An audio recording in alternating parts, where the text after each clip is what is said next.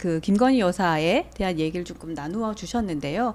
이번에 김건희 여사 특별법에 김영선 전 의원 공총 개입건도 포함이 되어 있고요. 또 이 특검에 대해서는 뭐 민심에 따라 진행하는 것이 맞지 않냐라는 입장을 말씀해 주셨더라고요. 그래서 뭐 영부인은 선출직이 아니다. 네. 또 마포대교의 방문은 격려가 아닌 지시다라는 표현까지도 해주셨는데요. 이제 연결선상으로 영부인 관련 법안 또 제2부속실 설치에 대한 필요성을 어떻게 보시는지도 궁금합니다. 저는 관련된 법안이 필요하다고 생각하는 사람입니다. 네. 물론 제2부속실도 필요합니다만 제2부속실이 있었다고 해서 영부인들의 문제가 커지지 않은 적이 없어요. 그것은 기준이 명확하지 않기 때문이라고 생각하거든요. 네네. 근데 그때 뉴스 보셨다고 했으니까 그때도 똑같은 거 이거 들고 갔었거든요. 네. 대통령 배우자의 법적 지위에 관련된 겁니다. 이미 미국에는 법적 지위가 있어요. 네. 그래서 저희도 대통령의 영부인, 그러니까 배우자의 법이 필요하다라고 저는 말씀을 드리는 거죠.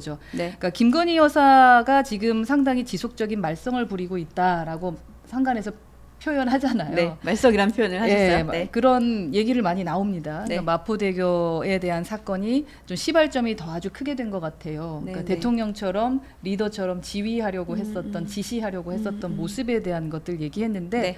그 모습이 예를 들어 법적으로 가능할지 안 가능할지 누구도 판단할 수는 없거든요. 네. 그냥 정서적으로 마음에 안 드는 겁니다. 근데 그러다 보니까 평가를 할 때도 기준이 없어요.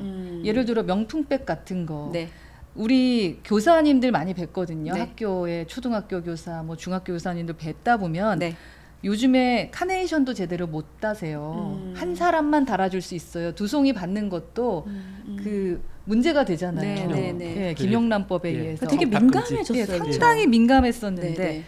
왜 대통령 영부인은 가능하냐. 근데 나는 대통령이 아니다라고 발뺌하시는 거 아니겠습니까? 네. 그래서 법이 필요합니다. 지금 이순자 여사 같은 경우도 전 네. 여사 심장재단 했고 이휘워 여사 유엔총회 참석했고 김윤옥 여사 같은 경우는 한식 세계화 추진단장 했고요. 김정숙 여사 인도 타지마할 방문을 했어요. 네. 근데 전부 법적인 근거도 없이 한 행위입니다.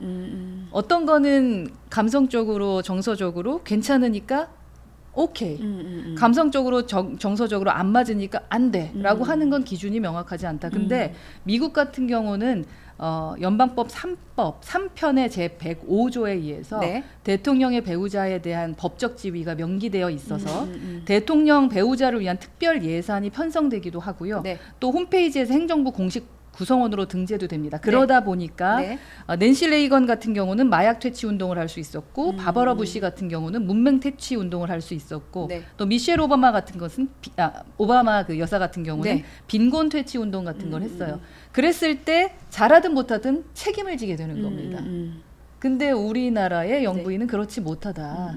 이제는 바뀔 때가 됐다. 그래 제2부속실 하나로 해결이 될 문제인가 라는 생각을 갖고 있습니다. 그러면 대표님 생각하시기에는 그 적정선은 어느 정도 선이라고 좀 기준을 갖고 계세요?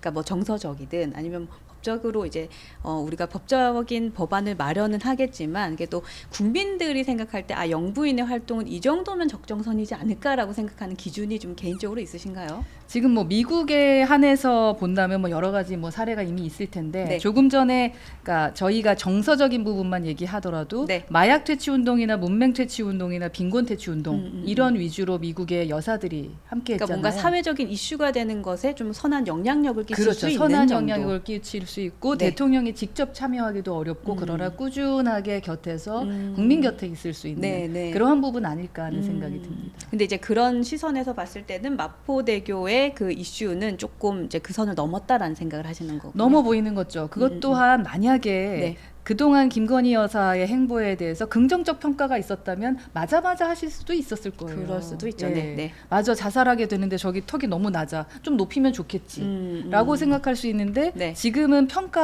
평판이 좋지 못하니까 저거 지금 뭐 하는 거야? 라고 하는데 그 기준이 명확하지 않아요. 그것도 맞는 것 같아요. 예, 네. 근데 사실은 선출된 직이 아니기 때문에 공무원에게 지시하실 수 없습니다.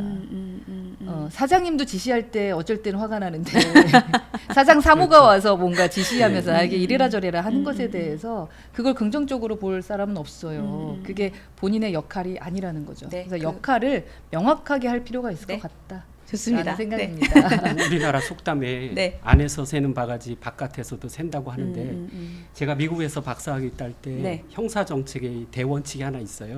네.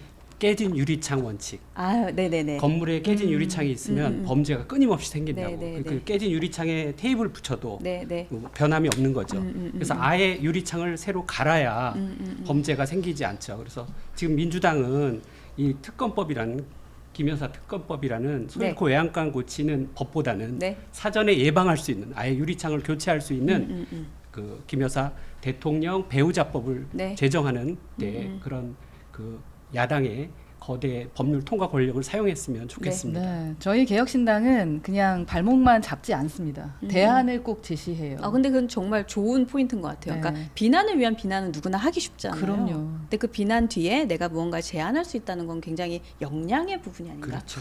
네, 라는 생각이 저희 듭니다. 역량을 긍정적으로 평가해 주셔서 감사합니다. 제가 감히 평가를요.